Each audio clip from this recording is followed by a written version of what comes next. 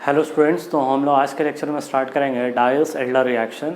Basically dials-Elder reaction जो होता है इसमें कॉन्जुगेटेड आयन लेते हैं। कॉन्जुगेटेड आयन अगर हम लेंगे तो ऑब्वियसली उसमें 4 पाई इलेक्ट्रॉन सिस्टम होगा और उसे रिएक्शन हम कराते हैं एक डाइनोफाइल से। डाइनोफाइल का मतलब होता है आपका कि एक 2 पाई इलेक्ट्रॉन सिस्टम होता है। अब जैसे मान लो कि हमने रिएक्शन को इसी तरीके से डिफाइन कर रखा है कि डाइन का रिएक्शन किसके साथ, डाइनोफाइल के साथ। Dienophile basically 2 pi electron system होगा, तो इसी रिएक्शन को हमने नाम दिया डायल्स-एल्डर रिएक्शन।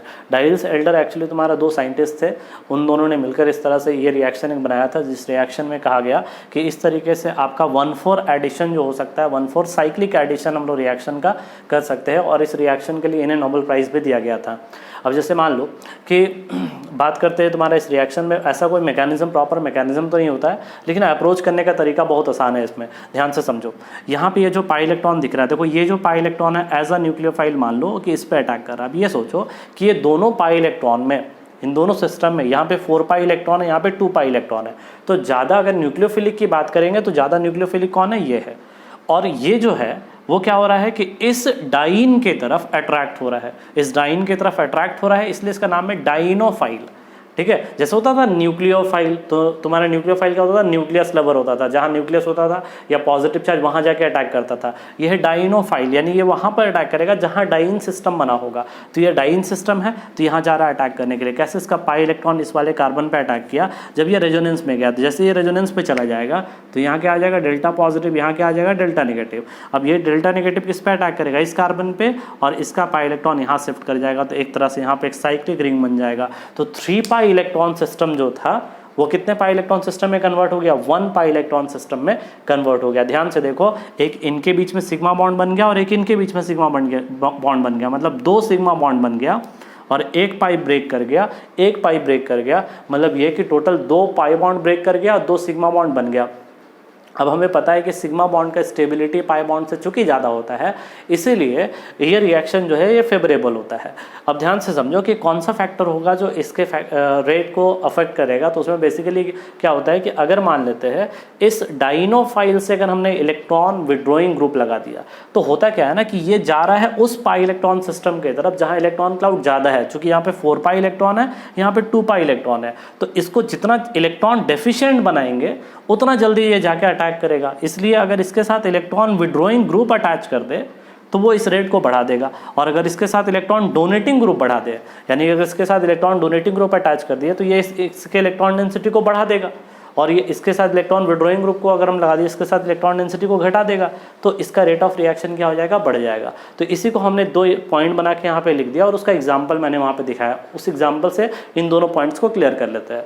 देखो ध्यान से, यहाँ पे सबसे पहले इलेक्ट्रॉन डोनेटिंग ग्रुप लगा दिया, किसमें, डाइन में हमने लगा दिया। ठीक है, तो अगर मान लो कि डाइन में अगर हम इलेक्ट्रॉन डोनेटिंग ग्रुप लगा देंगे तो क्या करेगा, यहाँ पे इलेक्ट्रॉन डेंसिटी को बढ़ा देगा।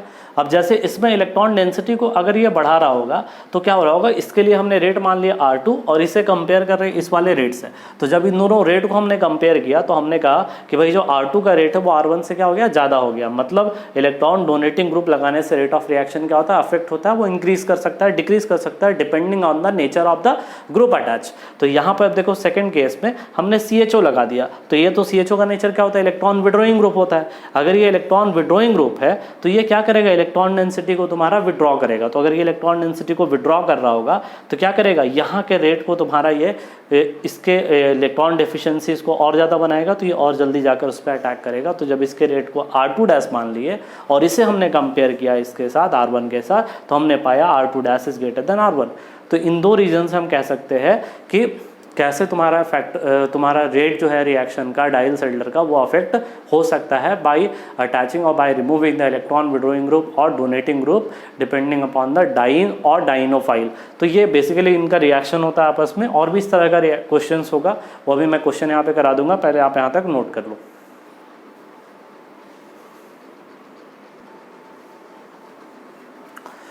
देखिए हमें हमने कुछ सवाल लिखा है, सारा सवाल जो है उसी डायल्स-एल्डर रिएक्शन पे बेस्ड है। तो देखिए पहला सवाल है, इसको हम लोग किस तरीके से अप्रोच करेंगे समझना ध्यान से। देखो ये हमारा डाइन हो गया, तो ये डाइनोफाइल हो गया। तो याद रखोगे हमें बेसिकली मतलब होता है ये C+C से, बाकी इसका कोई भी रोल पूरे रिएक्शन के दौरान नहीं होता है। तो ध्यान से देखो, ये हमने इस पर अटैक कराया, ये इस पर और फिर ये इस पर, तो कितना मेंबर रिंग बन गया, 1 2 3 4 5 एंड 6 मेंबर रिंग बन गया। तो ये हमने 6 मेंबर रिंग बना दिया। अब ध्यान से देखो, ये आपका यहाँ पे पाई इलेक्ट्रॉन शिफ्ट कर जाएगा और उसके बाद फिर ये आपका यहाँ पे 5 मेंबर रिंग बन जाएगा। तो इस तरीके से उसी तरह से देखो, ये सारे सवाल उसी पे बेस्ड है। आप इसको कोशिश करो एक बार खुद से ट्राई करने का। देखो यहाँ पे हमने जो 2 क्वेश्चन लिखा है, ये बताता है कि जो आपका डायल सिलेंडर रिएक्शन का एडिशन है, ठीक है, वो बेसिकली तुम्हारा सिन एडिशन प्रेफर करता है। इस चीज़ को हमेशा याद रखोगे। अब ध्यान से देखो, ये दोनों H सेम साइड पे हैं। जब ऐड होगा तो ये दोनों H या तो वेज पे होगा या तो दोनों H कहाँ होगा, डैश पे होगा।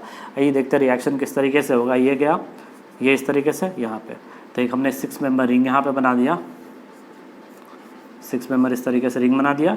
अब ध्यान से देखो, यहाँ पे पाई इलेक्ट्रॉन आ गया और इससे आपका अटैच होगा। देखो अगर हमने वेज पे H को रखा तो दूसरा H भी कहाँ होगा, वेज पे होगा, ठीक है। और डैश पे आपका हो जाएगा कौन सा, COOCH3 ग्रुप। उसी तरह डैश पे COOCH3 ग्रुप, इस तरीके से।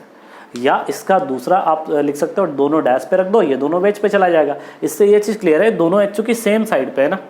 तो जब ये इसके साथ ऐड होता है तो जो एडक्ट यहाँ पे फॉर्म कर रहा है, इसका हाइब्रिडाइजेशन sp3 होगा।